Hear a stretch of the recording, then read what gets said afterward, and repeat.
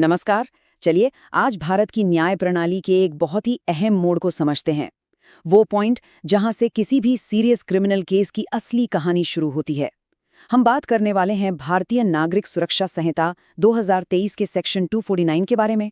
ये वो सेक्शन है जो तय करता है कि किसी भी ट्रायल का सबसे पहला कदम आखिर होगा क्या।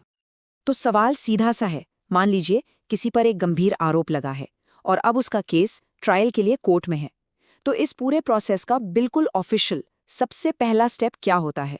आइए इसी को आज डिकोड करते हैं। ठीक है, तो अब हम सिचुएशन को समझते हैं। केस की फॉर्मल शुरुआत हो रही है। सोचिए कि वो व्यक्ति जिस पर आरोप है यानी अभियुक्त, वो पहली बार एक बड़ी अदालत के सामने पेश हुआ है। बस यहीं से सारा एक्शन शुरू होता है। यहाँ एक बात समझना बहुत जरूरी है। ये कानूनी लड़ाई की शुरुआत नहीं है, बल्कि ये ट्रायल स्टेज की शुरुआत है, और वो भी एक हायर कोर्ट में, जिसे हम कहते हैं कोर्ट ऑफ सेशन या सत्र न्यायालय। ये वो अदालतें हैं जो हत्या या डकैती जैसे सीरियस मामलों को सुनती हैं, जिनकी सजा भी जाहिर है काफी ज्यादा होती है। पर यहाँ एक बड़ा ही इंटरेस्टिंग सवाल आता है। कोई भी केस इस बड़ी अदालत यानी सेशन कोर्ट तक पहुंचता कैसे है? क्या हर केस सीधे यहीं से शुरू हो जाता है? वेल, इसका जवाब है नहीं। इसके पीछे ना एक पूरी प्रक्रिया है, एक सफर है। तो चलिए पहले उस सफर पर एक नजर डालते हैं। तो देखिए, होता क्या है कि मामला सबसे पहले एक मैजिस्ट्रेट के पास जाता है। मैजिस्ट्रेट पूरे केस को देखते हैं और ये तय करते हैं कि आरोप कितने गंभीर हैं। अगर उन्हें लगता है कि अरे ये मामला तो बहुत सीरियस है और उनके अधिकार क्षेत्र से बाहर है, तो वो उसे ट्रायल के लिए ऊपर यानी सेशन कोर्ट में भेज देते हैं। इसी प्रोसेस को कमिटल या हिंदी में सुपुर्दगी कहते हैं। तो आसान भाषा में कहें तो मामले की सुपुर्दगी का मतलब है कि निचली अदालत केस की गंभीरता को पहचानकर उसे सही और ज्यादा पावर वाली अदालत में भेज रही है।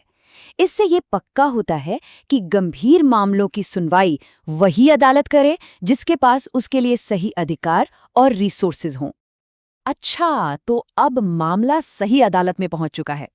अब असली कार्यवाही का पर्दा उठता है और यहीं से एंट्री होती है भारतीय नागरिक सुरक्षा संहिता की धारा 249 के।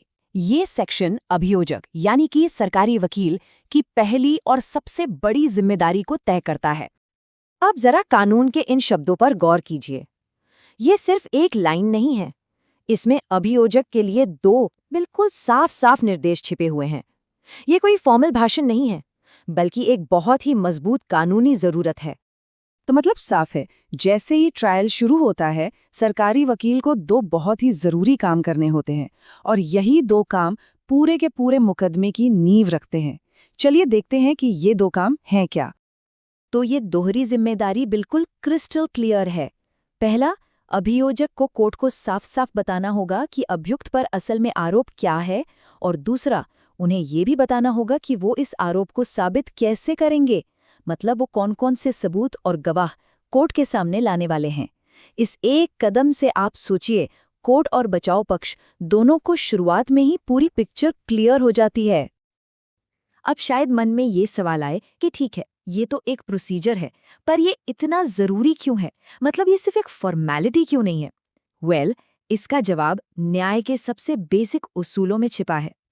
असल में ये शुरुआती बयान सिर्फ एक पहला कदम नहीं है, ये वो नींव का पत्थर है जिस पर एक फेयर ट्रायल की पूरी इमारत टिकी होती है।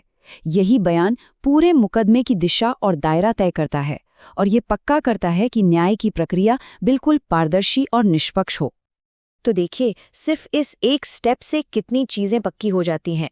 इससे ट्रांसपेरेंसी आती है, अभियुक्त को पता होता है कि उसे अपना बचाव किस बात के लिए तैयार करना है, और सबसे जरूरी बात, अभियोजन पक्ष बाद में अचानक से कोई नया सबूत लाकर सरप्राइज नहीं दे सकता। ये एक तरह से फेयर गेम के नियम तय करने जैसा है, और यही तो एक अच्छी न्याय प्रक्रिया का दिल है।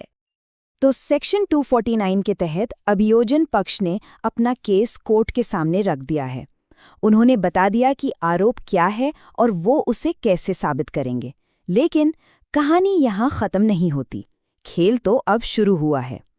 तो सवाल ये है कि इसके बाद कोर्ट क्या करती है, अभियुक्त को क्या मौका मिलता है? ये कानूनी प्रक्रिया का अगला और भी रोमांचक अध्याय है।